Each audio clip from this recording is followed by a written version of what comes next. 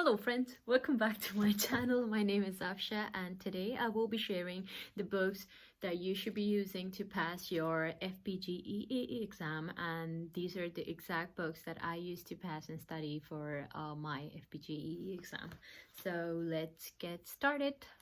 Okay, so book number one would be Pharmacology by Lippincott, and this is the 6th edition, because this was the latest edition that was available at my time, but you always want to be using the latest edition that is available at your time, or the time that you're watching this video in.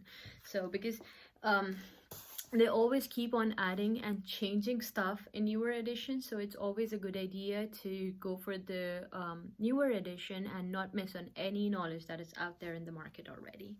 Okay, so I literally read this book from all the way from chapter number 1 to chapter number 48, which is clinical toxicology. So chapter number 1, which is pharmacokinetics, all the way to chapter number 48, clinical toxicology. So yes, and this book gives you a very good idea about all the drugs and their mechanism of actions, because pharmacology forms the basis for the clinical sciences section of FPGEE, which is about 35% of the test. So you always want to be making your pharmacology strong enough to pass that section, because that section comprises about 35% of your test, which is like majority of the part of your test. And again, pharmacology forms the basis for pharmacy, so it's always a good idea to form the basic foundation in your head once you plan on getting the license over here in the United States or in Canada or in any other country.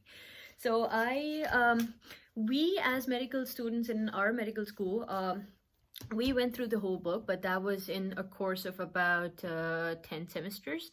And it's human nature, we tend to forget everything, and so did I.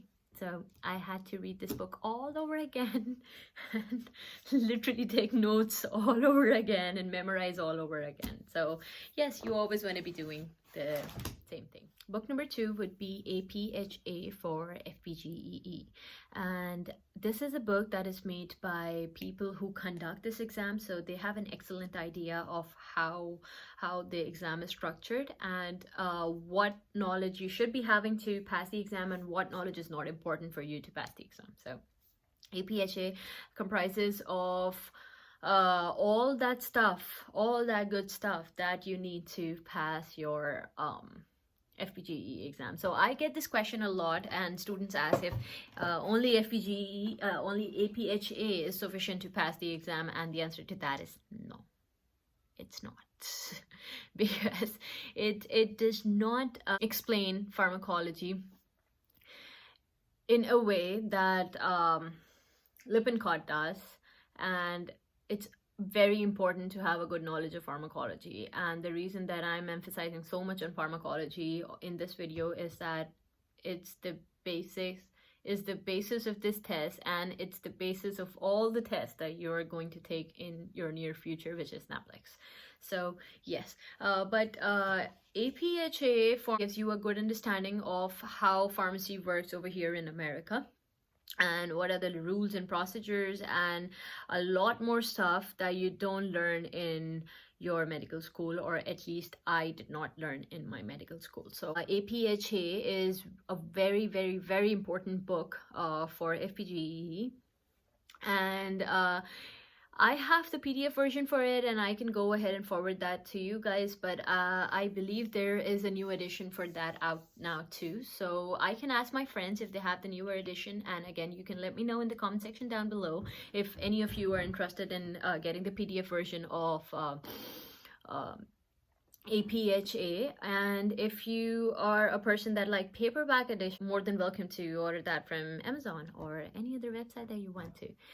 So yes, but I enjoyed studying from the PDF version. I got this iPad on my birthday as a gift, and I downloaded this book, APHA, and it was so much fun to read from PDF than as compared to reading from a paperback edition. So you can easily take notes and, you know, write to a window, and then, and so yeah, maybe that's just me, or maybe, I don't know.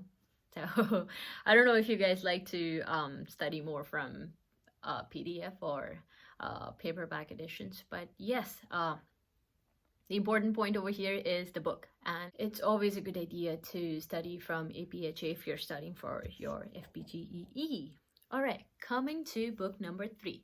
Book number 3 would be, oh my god, Comprehensive Pharmacy Review for Naplex. And again, this is the 8th edition, and this was the latest edition that was available at my time. And please ignore the condition of this book. This is the condition of all the books that I study from. I am a huge fan of writing on the books. I cannot study if I don't write on the books. Look like so. So yeah, so this is how all my books look like. Look at this. So yeah, this is how all my books look like.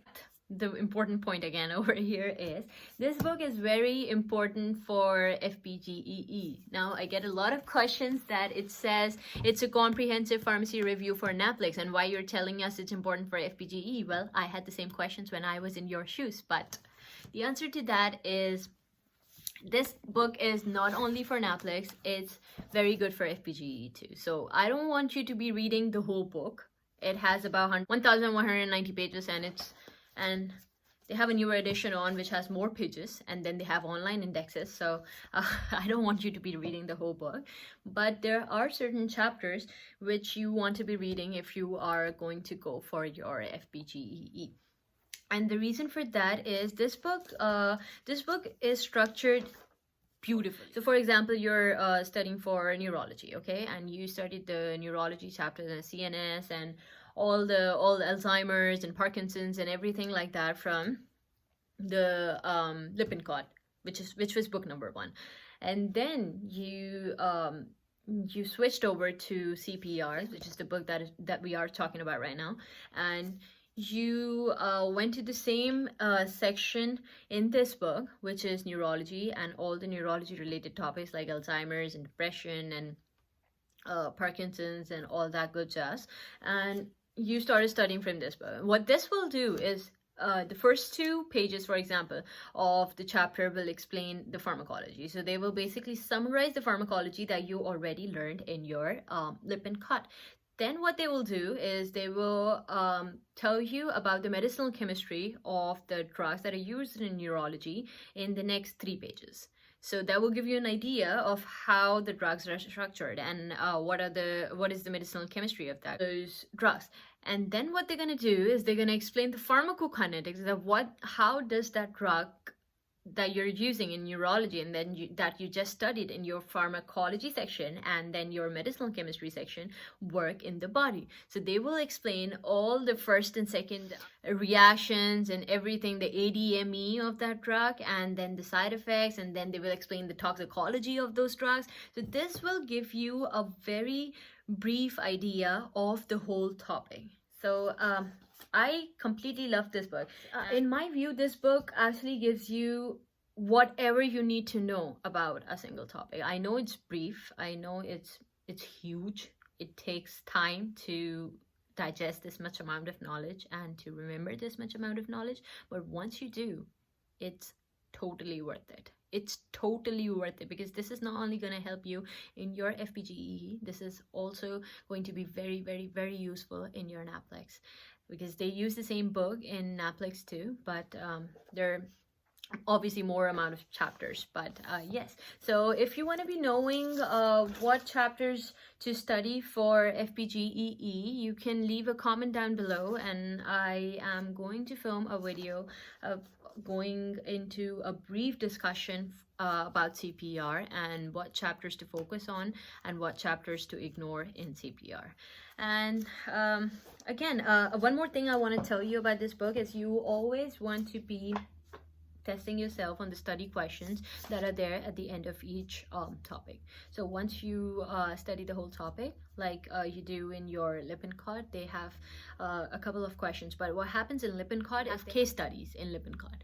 But over here, they also have case studies over here in CPR, but they have a couple of different questions too. So they test you on the knowledge that you just read on the whole chapter, and it's a very good idea to test yourself on that knowledge. And then they have a page which answers all the questions that they tested you on, and then they tell you which answer is right and why it's right. So yes, so you can be taking notes in the answer section too. So this is the best part about this book, and this is what I love the most about CPR.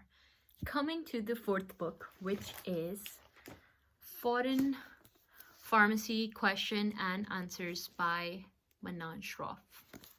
And this is a book that is structured by RX exam in exactly the same way that the exam is structured. By exam, I mean FPGEE. So this book comprises of 4 sections, which is basic biomedical sciences questions, and then pharmaceutical sciences and clinical sciences questions, social behavior and administrative pharmacy sciences question, and pharmaceutical calculation questions. Four parts, and these are the exact 4 parts that are there on the test. So there are about 400 questions in each part, and then once you these are MCQs, by the way, and some of them are BCQs. So once you answer all those questions on your own and you test yourself on that, you can go ahead on the end of the book, and they have an answer section towards the end of the book. And the best thing about this one is that not only they tell you which question is right, which answer is right and why, they also tell you which answer or which answer choice is wrong and why it's wrong. So this is the thing that I love most about this book. And in between all that knowledge that is there, when they're telling you which answer is wrong and why is wrong, you get to know a lot more than you can study in your Lippincott and your CPR, because Lippincott and CPR are brief reviews of pharmacology and all that good jazz, but this book summarizes all that knowledge, and I learned a lot of stuff from the answer sections of this book than I learned from Lippincott or from CPR or during my med school. So there were a lot of things. This might be my lack of knowledge of what, I don't know, but there were a lot of things that I had never even heard of. So whenever you look at a question and you get 4 answer choices and you have no clue about what 2 answer choices are, and you haven't heard their names before, or you haven't even seen them before, you don't have to go to your laptop and do Google and then start taking notes and definitions and then trying to memorize those definitions. You can just go to the last page of the answer section of this book, which is Manan Shroff, and you will be getting a very good idea of what those terms mean and how they are important to you and your exam. This is the best part about it. So I want to show you actually how I take notes on this, and I will be doing a video on a brief review about Manan Shroff, because this was the book that I totally love. And towards the end of your exam, you always want to be revising the whole book before you go ahead and sit for your FPGEE exam, because this book gives you the exact idea of how FPGEE is structured. So like I said before, I take notes on the Manan Shroff books, and here's an example of it. So for the question 49B, the answer to that question was Clostridium tetani, which is an anaerobic organism that causes tetanus.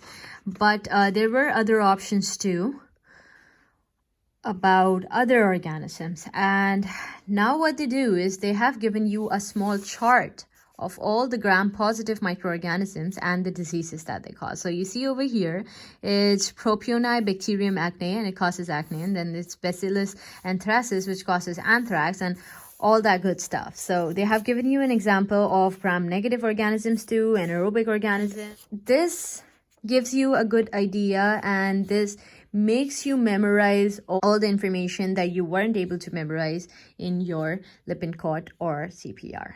So yeah, this was just to show you that this book not only provide good questions, but it also provides good notes. So you cannot ignore the importance of this book. And that is by RX Exam, and it's called Foreign Pharmacy Question and Answers by Manan Shroff. Get the latest edition, guys. Don't forget to like and subscribe to my channel. You all have a good day.